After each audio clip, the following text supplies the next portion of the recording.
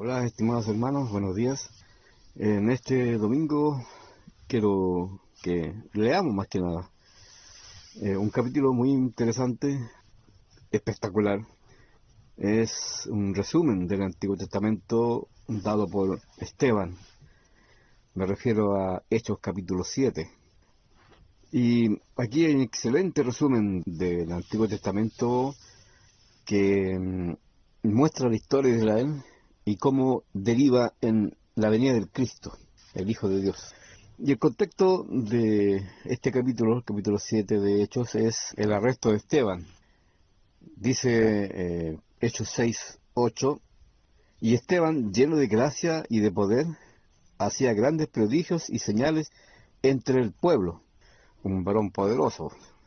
Entonces se levantaron unos de la sinagoga llamada de los libertos, y de los de Cirene, de Alejandría, de Cilicia y de Asia, disputando con Esteban. Pero no podían resistir a la sabiduría y al espíritu con que hablaba. Era un varón poderoso en la palabra, que hacía grandes prodigios y señales entre el pueblo, que provocó la ira de esta gente, de esta sinagoga. Pero no podían resistir la sabiduría y al espíritu con que hablaba. Entonces sobornaron a unos para que dijesen que le habían oído hablar palabras blasfemas contra Moisés y contra Dios. Y soliviantaron al pueblo, a los ancianos y a los escribas, y arremetiendo le arrebataron y le trajeron al concilio para juzgarlo. Y pusieron testigos falsos que decían: este hombre no cesa de hablar palabras blasfemas contra este lugar santo y contra la ley. Pues le hemos oído decir que ese Jesús de Nazaret destruirá este lugar.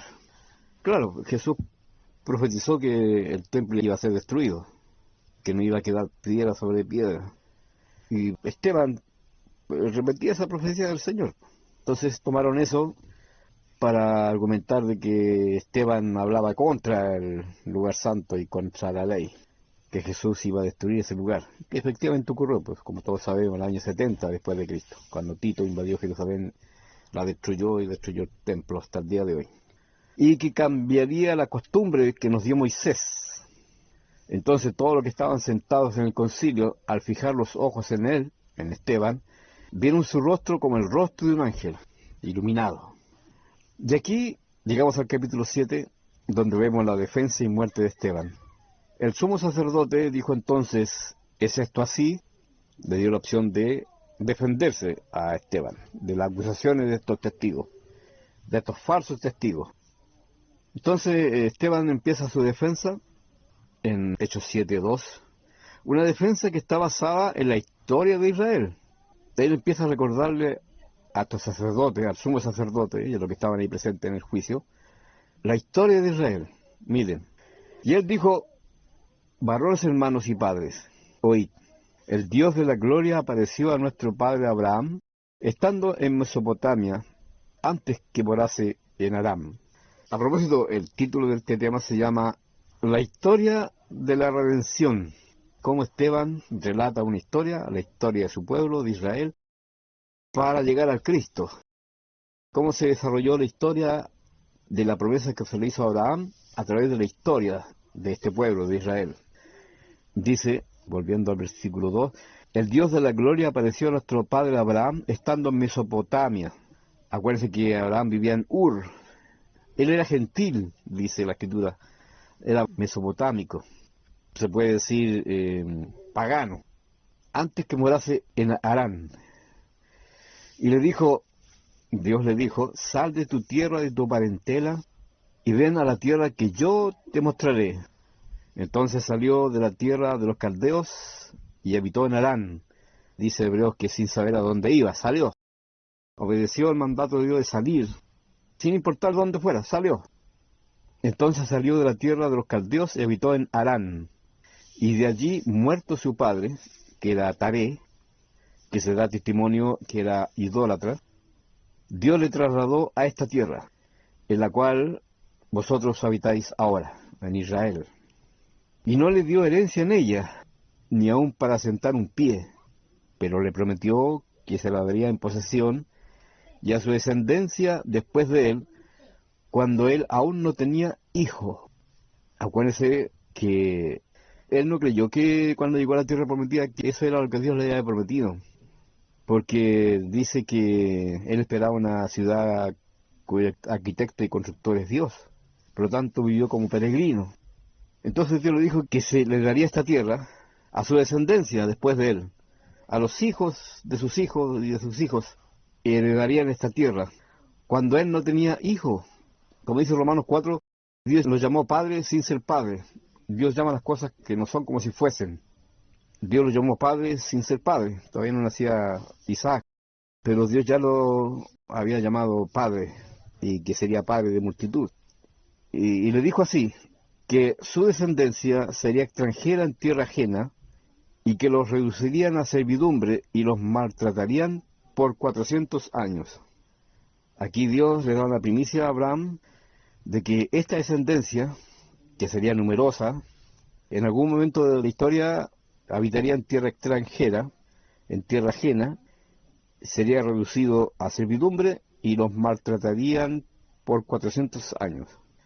Está hablando que esta descendencia viviría en Egipto y que aparecería un faraón, un rey que no conocería a José, que fue uno de los primeros en llegar a Egipto como precursor de todas las cosas para que Israel, digamos, la familia de Abraham, que eran 70 personas, moraran ahí para ser protegidos del hambre. Miren, mas yo juzgaría, dijo Dios, a la nación de la cual serían siervos, y después de esto saldrán y me servirán en este lugar.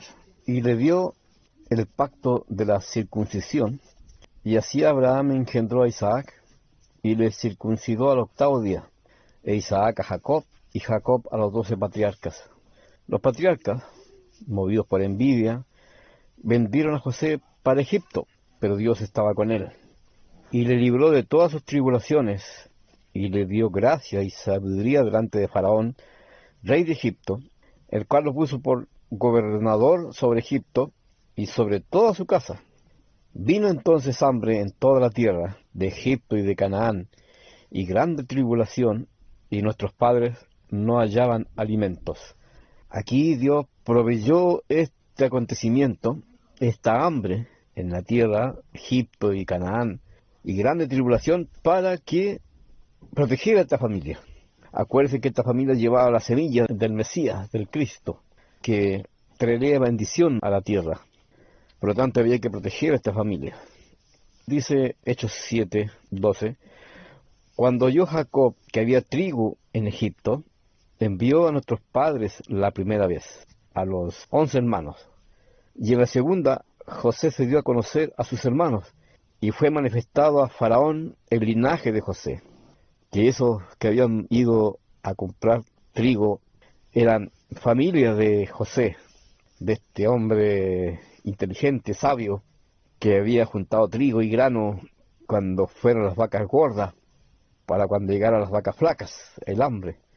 Por lo tanto, este José era favorito del faraón, por su inteligencia, por su sagacidad.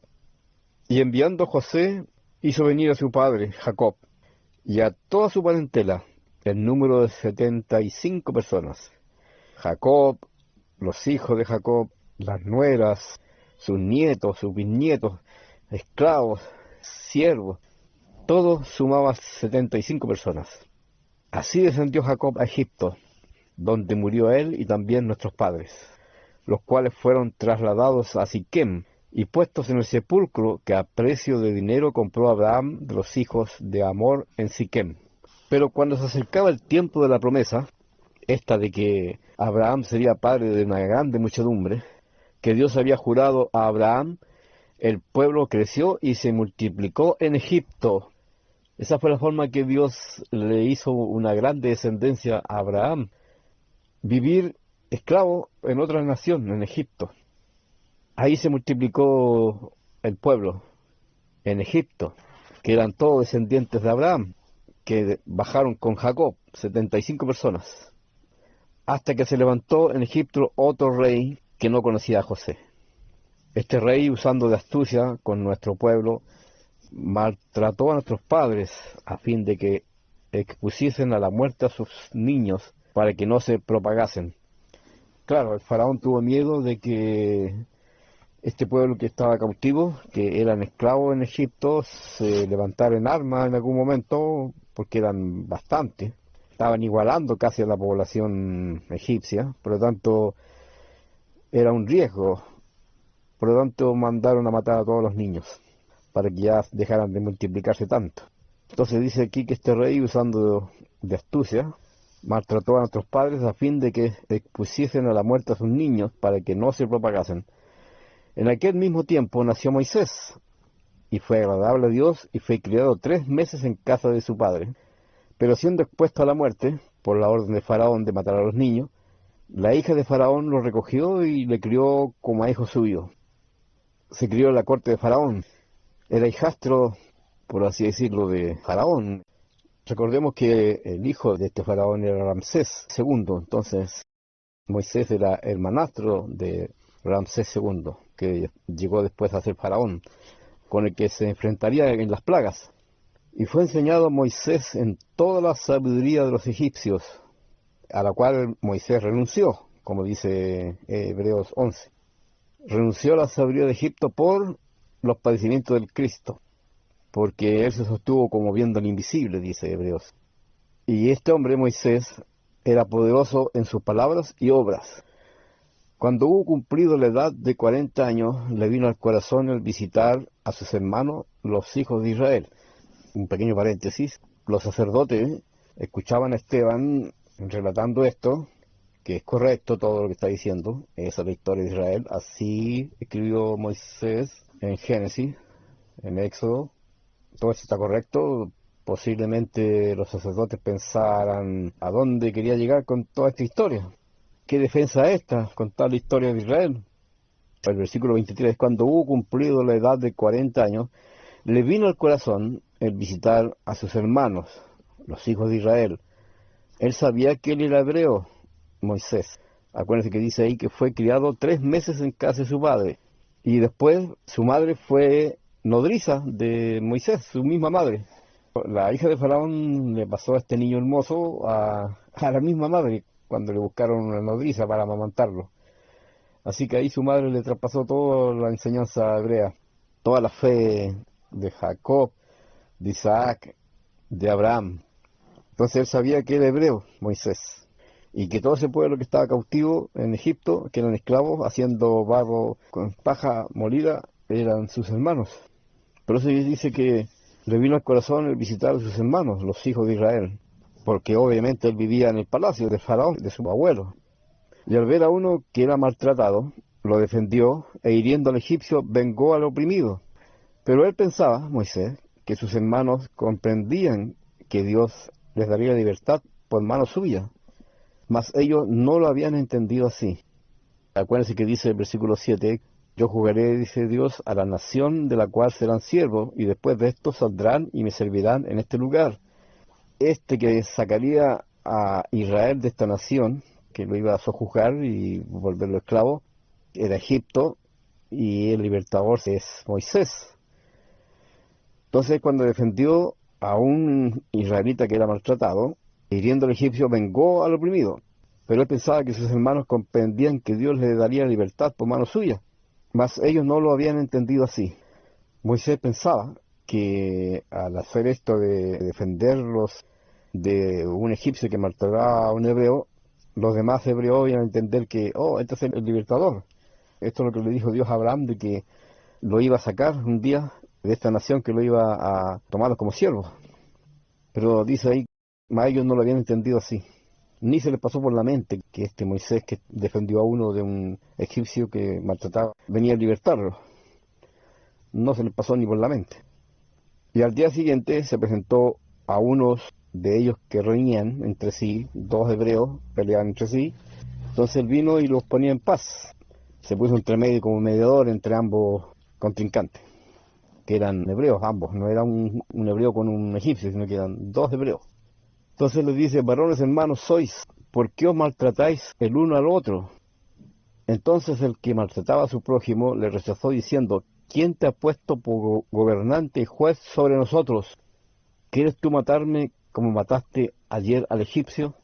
Fue demoledor para Moisés escuchar esto, porque él pensaba que prácticamente nadie lo había visto cuando mató al egipcio. Pero sí, pues hubo un testigo. Sabían que Moisés había matado a un egipcio. Entonces, en vez de hacer causa común con Moisés, lo rechazan como mediador. Y le dicen: ¿quién te ha puesto por gobernante y juez sobre nosotros? ¿Qué te crees? ¿Qué te has creído que vienes aquí a mediar en conflicto entre hermanos hebreos? ¿Quién te ha puesto por gobernante y juez?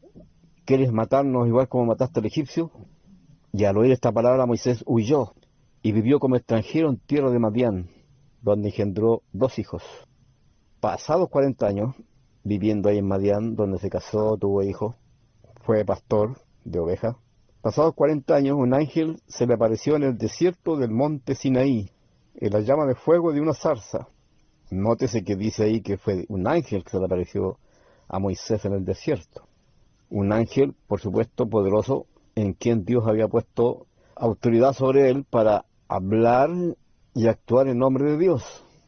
Por eso que más abajo incluso se identifica como Dios.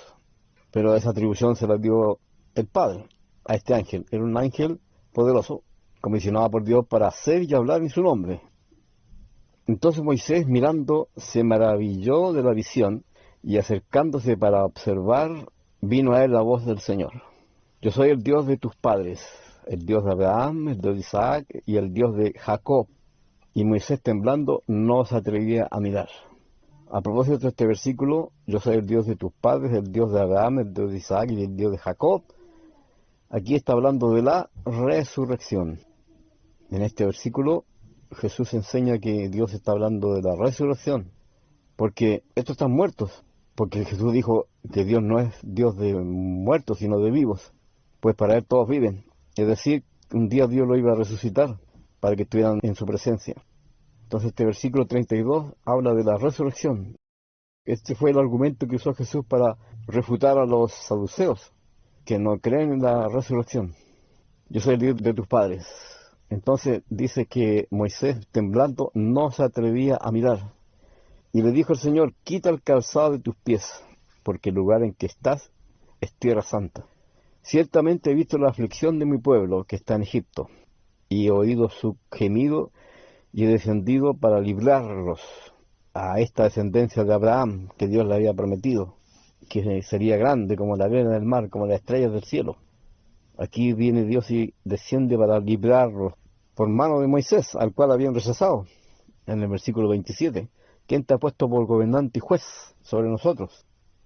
He descendido para librarlos. Ahora pues, ven, te enviaré a Egipto. A este Moisés, a quien habían rechazado, diciendo: ¿quién te ha puesto por gobernante y juez? A este lo envió Dios como gobernante y libertador por mano de un ángel que se le apareció en la zarza. Este lo sacó, habiendo hecho prodigios y señales en tierra de Egipto, y en el Mar Rojo, y en el desierto por 40 años. Todo lo que hemos estado leyendo en el libro de Éxodo, todo aquí está resumido en estos versículos. Todas estas maravillas hizo Dios por mano de Moisés. Este Moisés es el que dijo a los hijos de Israel: profeta os levantará el Señor vuestro Dios de entre vuestros hermanos, como a mí, a él oiréis. Este es aquel Moisés que estuvo en la congregación en el desierto con el ángel que le hablaba en el monte Sinaí, y con nuestros padres, y que recibió palabras de vida para darnos, el cual nuestros padres no quisieron obedecer, sino que le desecharon, y en sus corazones se volvieron a Egipto.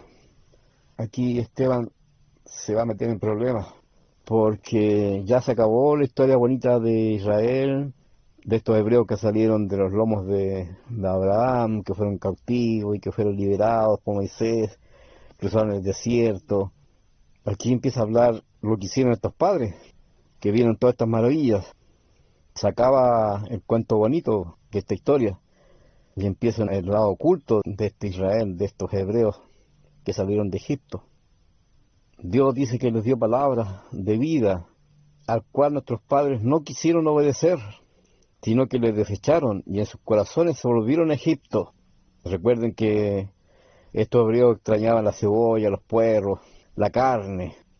A pesar de ser esclavos, parece que no la pasaban tan mal, porque echaban de menos esas cosas. nos has traído aquí a morirnos de hambre, a morirnos de sed. Queremos carne, ya no queremos más este maná. Se hastiaron del maná, un pan de príncipes, pan de reyes, pan celestial, un pan divino. Desecharon estas cosas. Se volvieron a Egipto en sus corazones. Y acuérdense que donde está mi corazón, ahí está mi tesoro. Aquí se volvieron a Egipto. Cuando dijeron a Aarón, haznos dioses que vayan delante de nosotros, porque a esto Moisés que nos sacó de la tierra de Egipto no sabemos qué le haya acontecido. Claro, cuando estuvo Moisés 40 días y 40 noches en la montaña recibiendo las leyes y mandamientos que faltaban, porque Dios fue interrumpido por el pueblo en el 10º mandamiento, por lo tanto lo que faltaba, Dios llamó a Moisés al monte, a la oscuridad, para seguir dándole lo que faltaba. Entonces, al demorarse tanto tiempo, más de un mes, se empezaron a inquietar estos hebreos y quisieron tener dioses, algo que ver y tocar. Y entonces hicieron un becerro y ofrecieron sacrificios al ídolo, y en las obras de sus manos se regocijaron. Y Dios se apartó y los entregó a que rindiesen culto al ejército del cielo, como está escrito en el libro de los profetas. ¿Acaso me ofrecisteis víctimas y sacrificios en el desierto por 40 años, casas de Israel? Antes bien llevasteis el tabernáculo de Moloc y la estrella de vuestro dios Renfán, figura que os hicisteis para adorarlas. Os transportaré pues más allá de Babilonia. Es decir, cuando Dios le entregó la ley al pueblo de Israel, le hizo un pacto con ellos, tal como dice Moisés en el capítulo 31 de Deuteronomio, este pueblo invalidará mi pacto y se irán tras dioses ajenos, y yo me apartaré de ellos, dice. Y aquí lo está confirmando con esta cita. Entonces, después de tantas rebeliones contra Dios, desobediencias continuas, ya incluso estando en la tierra prometida, figura del cielo, de la patria celestial, Dios determina un castigo definitivo y ejemplar, que consiste en que iban a ser transportados o llevados cautivos a Babilonia. Tuvieron nuestros padres el tabernáculo de testimonio en el desierto, como había ordenado Dios cuando dijo a Moisés que lo hiciese conforme al modelo que había visto, el cual, recibido a su vez por nuestros padres, lo introdujeron con Josué, al tomar posesión de la tierra de los gentiles, a los cuales Dios arrojó de la presencia de nuestros padres hasta los días de David. David, halló gracia delante de Dios y pidió proveer tabernáculo para el Dios de Jacob, mas Salomón le edificó casa. Claro, porque Dios le dijo a David, no, tú no, porque hay mucha sangre en tus manos, tu hijo me edificará casa, Salomón. Si bien el Altísimo no habita en templos hechos de manos, como dice el profeta, el cielo es mi trono y la tierra el estrado de mis pies. ¿Qué casa me edificaréis? Dice el Señor. ¿O cuál es el lugar de mi reposo? ¿No hizo mi mano todas estas cosas? Casa rebelde. Duro de servir, dice ahí el 51. Duro de servir e incircuncisos de corazón y de oídos. De aquí viene el remate de su discurso, de su defensa de Esteban. De aquí arremete contra los sacerdotes y contra el pueblo de Israel, y les recrimina en su cara sus actitudes idólatras que tuvieron contra el Dios que lo rescató de Egipto, y le hizo maravillas y prodigios, y lo sacó con mano poderosa por mano de Moisés. Duros de cerviz e incircuncisos de corazón y de oídos, vosotros resistís siempre al Espíritu Santo, como vuestros padres, así también vosotros. Ustedes, así como sus padres, que se rebelaron contra Moisés y contra Dios en el desierto, ustedes hasta ahora se siguen rebelando contra Dios. Ustedes, duro de cerviz, ¿a cuál de los profetas no persiguieron vuestros padres y mataron a los que anunciaron de antemano la venida del justo, de quien vosotros ahora habéis sido entregadores y matadores? Aquí se está refiriendo a Jesús de Nazaret. Al igual que ustedes rechazaron a Moisés y le dijeron, ¿quién te ha puesto por gobernador y juez sobre nosotros? Lo mismo hicieron con el justo, lo mismo hicieron a este hombre, a este Jesús de Nazaret, lo mismo que le hicieron a todos los profetas que ustedes mataban, a esos profetas que le anunciaban la venida del Cristo que le fue prometido a Abraham. A este ustedes mataron. Vosotros ahora habéis sido entregadores y matadores. Entregadores porque lo entregaron a mano de los romanos para que lo mataran. vosotros que recibisteis la ley por disposición de ángeles y no la guardasteis. Estas palabras, este simple discurso de Esteban, tenía este final poderoso, este remate que desencajó a los oyentes, a los sacerdotes, a los testigos, a los que estaban presentes en este juicio contra Esteban. Demoledor, dice el versículo 54, oyendo estas cosas se enfurecían en sus corazones y crujían los dientes contra él. Entendieron a dónde iba la historia que estaba contando Esteban, esta historia de este pueblo de Israel. Todo convergía en el Cristo, en ese hombre que había matado, en este Jesús de Nazaret, el Hijo de Dios, el Mesías prometido a Abraham. Hicieron exactamente lo mismo que hicieron con Moisés y con los profetas. Lo rechazaron en sus corazones, lo menospreciaron y lo mataron. ¿A cuál de los profetas no persiguieron vuestros padres? A todos. Esa es la respuesta. A todos los profetas persiguieron y mataron, porque les hablaba la verdad, lo volvían encaminadas hacia Jehová, dejad de hacerle el mal y hacer caminos rectos. Y no oyeron la advertencia de que Dios lo iba a mandar un juicio demoledor sobre ellos, ser deportados a Babilonia. Esta deportación es un punto de inflexión en la historia de Israel. De ahí en adelante ya no sería lo mismo. La historia de Israel daría un giro total. El versículo 55 dice, pero Esteban, lleno del Espíritu Santo, puesto los ojos en el cielo, vio la gloria de Dios y a Jesús que estaba a la diestra de Dios. Salmo 110:1, ¿cierto? Dijo el Señor a mi Señor, siéntate a mi diestra. Entonces ellos, dando grandes voces, se taparon los oídos y arremetieron a una contra él. Y echándole fuera de la ciudad, le apedrearon. Y los testigos pusieron sus ropas a los pies de un joven que se llamaba Saulo, Pablo de Tarso, que después de ser enemigo de la iglesia, se convirtió en el mayor defensor. Y empezó a predicar la fe que antes perseguía. Y apedreaban a Esteban, mientras él invocaba y decía, Señor Jesús, recibe mi espíritu. Y puesto de rodillas, clamó a gran voz, Señor, no les tomes en cuenta este pecado. Y habiendo dicho esto, durmió, murió. El dormir de los santos, el reposar en el polvo hasta la venida del Cristo. Entonces, la historia de Israel bien contada produce la muerte del que la cuenta, porque habla de la venida del Cristo, del justo, del Mesías prometido a Abraham. Y este Mesías era ni más ni menos que este Jesús de Nazaret, este hombre carpintero que vivió en un pueblo insignificante, en Nazaret, que todos menospreciaban y miraban en menos, que hablaba una lengua imperfecta, el arameo. En cambio, los eruditos y sacerdotes hablaban una lengua madre perfecta, el hebreo, que para ellos era casi celestial. Y miraban a este hombre morenito probablemente que va por el sol del desierto allá del norte de Israel, de Galilea, pero que lo dejaba en vergüenza ante el pueblo porque sus argumentos bíblicos, basados en una comprensión profunda de la Escritura, lo refutaba y demostraba que él era el Cristo.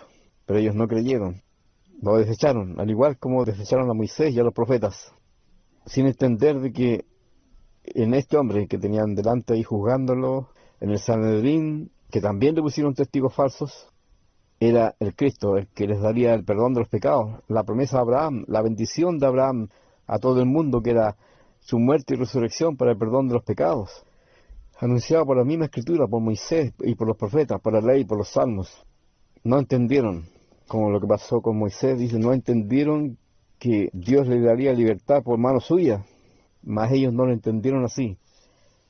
Vieron a un enemigo en vez de un aliado o la bendición de Abraham.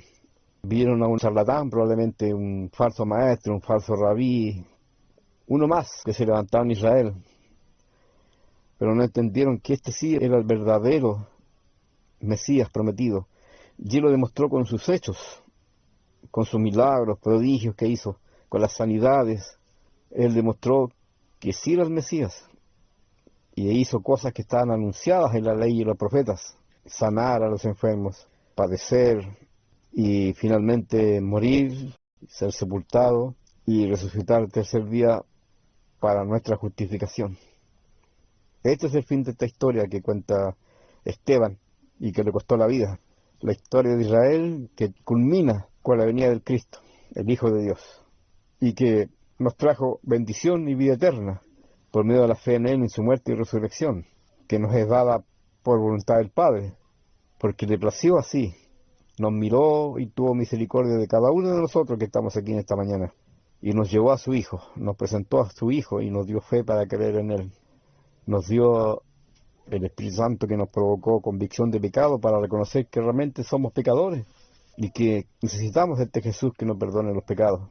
Este Espíritu Santo que nos convenció de que estábamos enfermos y que no podíamos curarnos nosotros mismos, sino que este médico celestial que nos curaría de nuestro pecado era este Hijo que Dios mandó a este mundo a tomar nuestro lugar, sufrir nuestro castigo, morir nuestra muerte, pagar la culpa que merecíamos, la pagó Él en su cuerpo, en su carne, que fue destrozada por nosotros, para justificarnos delante del Padre, para que nos fueran perdonados todos los pecados, ser declarados hijos de Dios y herederos de la vida eterna, y tener como esperanza esta tierra prometida que se le prometió a Abraham, y que después creyeron todos los demás patriarcas y los padres, y que ahora nosotros también tomamos como nuestra esta esperanza de la patria celestial, a la cual algún día iremos, cuando Jesús venga y nos resucite, para morar con Él para siempre.